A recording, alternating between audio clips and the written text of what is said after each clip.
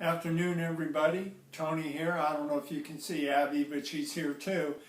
I thought I'd share a story with you guys today, and it has to do with playing baseball in the penitentiary against the prison team.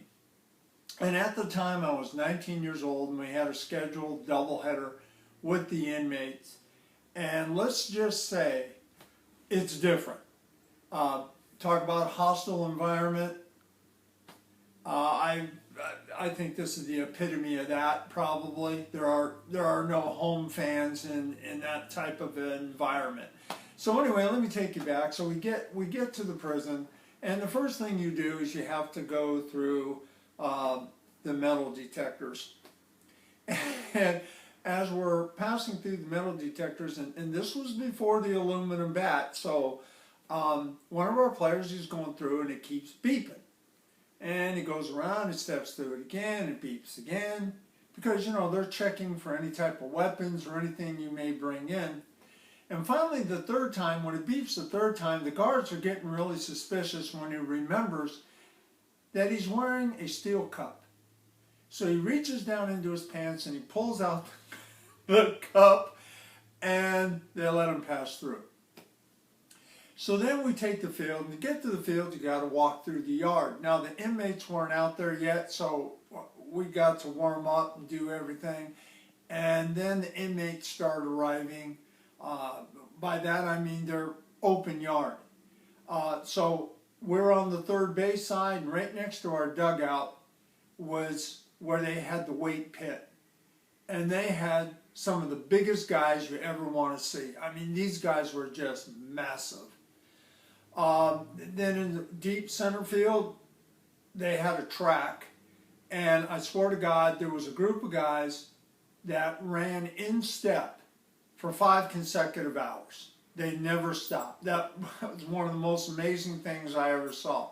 But anyway, getting back to the actual game, we got into a little heated exchange, a little of a beanball war, and some guys kind of lost their cool and they started getting nose to nose. And I looked up and I saw all the guards turn around from the towers, and out come the rifles, and they're starting to point. And I just walk in the dugout. I go, I'm 19 years old. I still think I have a future. I'm going to wait this one out. But nothing really escalated. But later on in the game, I'm catching, and I catch a foul tip off my throwing hand. And so my thumb starts to swell, and I have all this pressure under my thumbnail. So they're going to take me to the prison infirmary to have my thumb looked at. And my guide says, just go down here to the left field line and make a left at the gate and wait for me. There's a little gate you had to pass through. So I get there, and this huge guard steps in front of me. And I forgot to mention, we weren't wearing our uniforms. We were just wearing sweatpants and whatever. And he goes, where are you going, boy? And I just looked at him. I said, to the infirmary. He goes, why?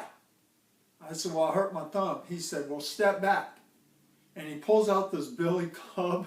And I'm going, oh my God. When the guide who was with us comes running down, he's yelling, not a resident, not a resident.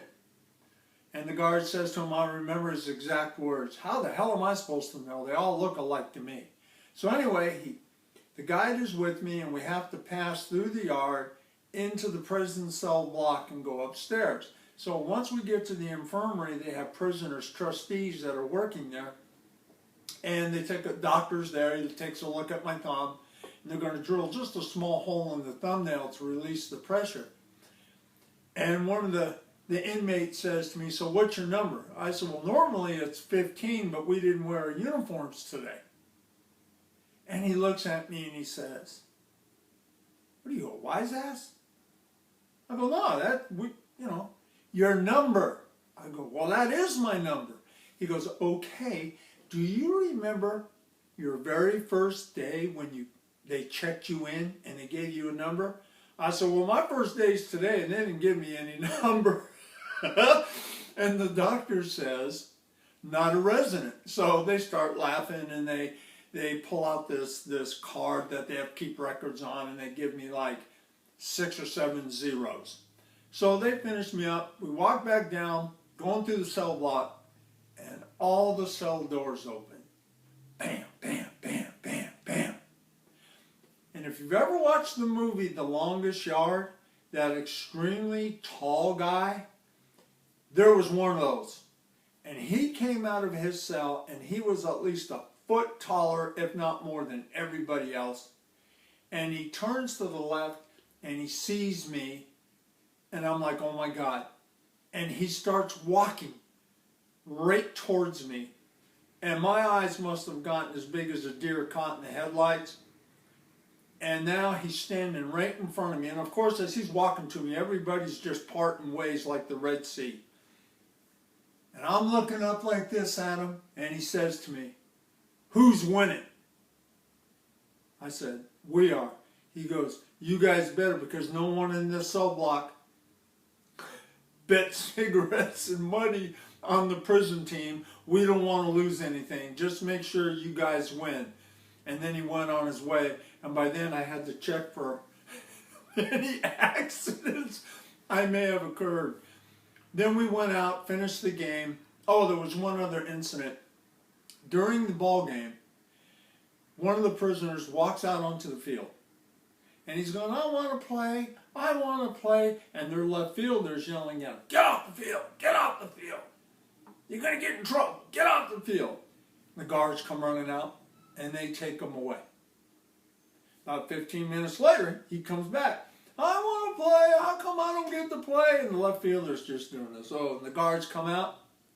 And this time they left him in a prone position when they carted him off, because after about 3 whacks to his head, down he went. So that's my experience playing in that type of environment. I would say just as an educational experience, it was worth it. As a living condition, I would not. So anyway, you guys have a great day, and I'll see you in the next video. Thanks.